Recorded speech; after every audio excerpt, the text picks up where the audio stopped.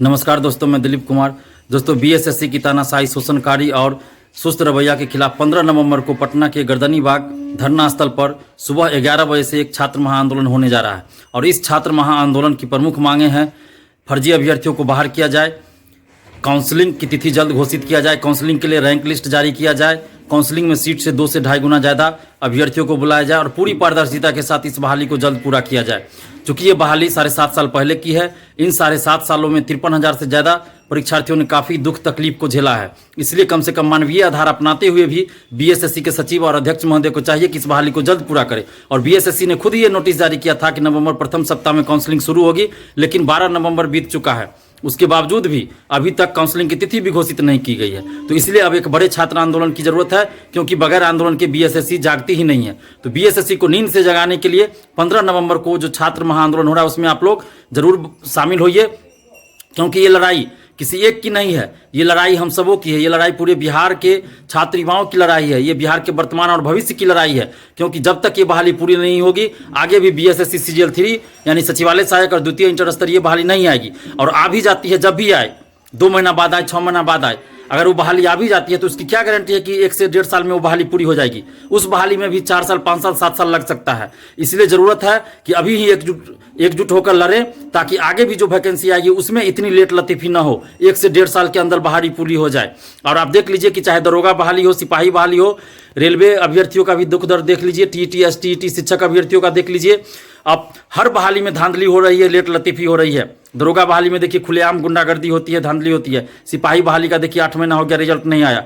Railway group D का परीक्षा का तिथि घोषित नहीं हो रहा है। एनटीपीसी का एग्जाम हो गया वो भी आंदोलन के बाद, तो उसका रिजल्ट नहीं आ रहा है।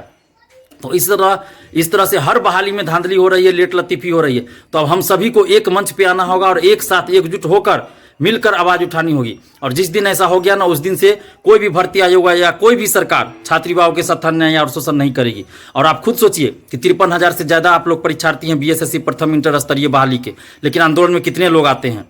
अधिकतर लोग सोचते हैं कि हम घर बैठे ही देखते हैं, बाकी लोग तो लड़ रहा है। तो इस तरह से नहीं होगा, आपको आना ही होगा। आप सोचिएगा कि कोई तो लड़ रहा है, हम घर बैठे रहे, तो ऐसे नहीं होगा। ये बहाली 2022 भूल जाइए, 2023 में चली जाएगी। अगर आप चाहते हैं कि ये बहाली जल्द पूरी हो और नवंबर में काउंसलिंग हो जाए, तो आपको 15 नवंबर को आना ही होगा, अन्यथा ये बहाली 2023 में चली जाएगी। और आप खुद सोचिए, जब मैं आप लोगों के साथ कदम से कदम मिला के लड़ रहा हूँ, सड़क पे उतर रहा हूँ, जबकि मुझे इस बहाली से व्यक्तिगत रूप से तो कुछ लेना देना नहीं है, लेकिन आप लोगों को इस बहाली से नौकरी लेनी है। उसके बावजूद भी अगर आप घर बैठे रहते हैं तो ये बड़े दुख की बात होगी।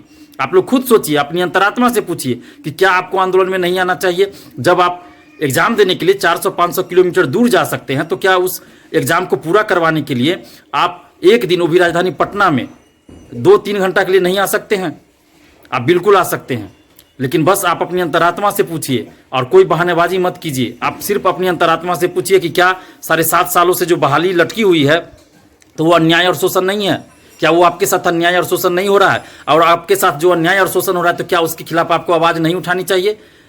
अगर आपकी अंतरात्मा ये कहती है कि आपको आवाज़ नहीं उठानी चाहिए, आपको आंदोलन में नहीं जाना चाहिए, तो आप आंदोलन में मत आइए।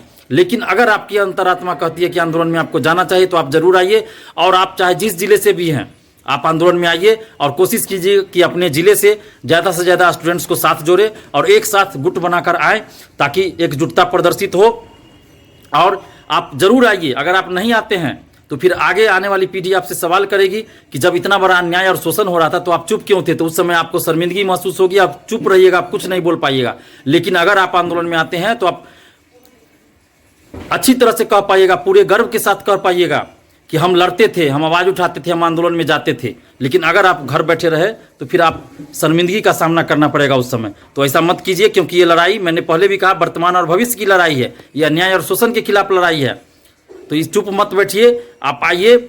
और जिस जिला से भी आप हैं, आप जरूर आइए। ये मत सोचिए कि हमारा जिला नज़दीक है कि दूर है। जब आप एग्जाम देने जा सकते हैं तो यहाँ क्यों नहीं आ सकते? और बीएसएससी के सचिव अध्यक्ष महोदय से हम कहना चाहते हैं कि आप बार बार झूठ पे झूठ जो बोल रहे हैं, तो ये आपके पद की गरिमा के खिलाफ है। आप खुद को कलंकित कर रहे हैं, बीएसएससी को कलंकित कर रहे हैं। तो ऐसा नहीं कीजिए, क्योंकि हम लोग अब रुकने वाले नहीं हैं। इसके बाद ये मत सोचिए कि 15 नवंबर के बाद हम लोग कुछ नहीं करेंगे। 15 नवंबर के बाद हम लोग हर जिला स्तर पे आंदोलन करेंगे। उसके बाद बिहार बंद का भी आह्वान करेंगे और राज्य मानवाधिकार आयोग, राष्ट्रीय मानवाधिकार आयोग और यूएनओ तक अपनी बातों को पहुंचाएंगे। तो इसलिए आप जल्द से जल्द ये सब जो मांग है उसको पूरा कीजिए, फर्जी अभ्यर्थियों को बाहर कीजिए, काउंसलिंग की तिथि घोषित कीजिए, काउंसलिंग के लिए रैंक लिस्ट जारी कीजिए और काउंसलिंग में 2 से 2.5 गुना ज़्यादा अभ्यर्थियों को बुलाइए और पूरी पारदर्शिता के साथ बहाली को पूरा कीजिए। अन्यथा हम लोग रुकने वाले नहीं हैं, चरणबद्ध तरीके से लगातार आंदोलन करेंगे। और आप तमाम परीक्षार्थियों से भी हम आग्रह कर रहे हैं, बिहार के समस्त छात्र छात्राओं से आग्रह करें कि आप लोग 15 नवंबर को प्लीज़ हर हाल में पहुंचिए। आप कोई बहानाबाजी मत कीजिए, क्योंकि ये हम सबों की लड़ाई है और मिलकर लड़ना होगा। अन्यथा ये बहाली 2023 तक चली जाएगी और हर बहाली में आगे भी जो बहाली आएगी उसमें भी इसी तरह लेट लतीफ़ी होती रहेगी। तो अब आप घर मत बैठिए, क्योंकि घर बैठने से न्याय नहीं मिलेगा। तो प्लीज़ आप लोग आइए। आप लोगों से पुनः आग्रह कर रहे हैं कि 15 नवंबर को 10:30 से 11 बजे के बीच आप लोग पटना के गर्दनी बाग धरना स्थल आइए। और इस आंदोलन के लिए हम लोगों ने पटना जिला प्रशासन से परमिशन भी ले लिया है। आप लोग बेहिचक होकर आइए और पूरी एकजुटता दिखाई। जो एकजुटता 23 सितंबर के छात्र महाआंदोलन में आप लोगों ने दिखाई थी, वही एकजुटता दिखाई, लेकिन संख्या उससे 10 गुना ज़्यादा, कम से कम 10 गुना ज़्यादा होनी चाहिए। इस बात का ख्याल रखिए और प्लीज़ आप लोग आइए। धन्यवाद। जय हिंद।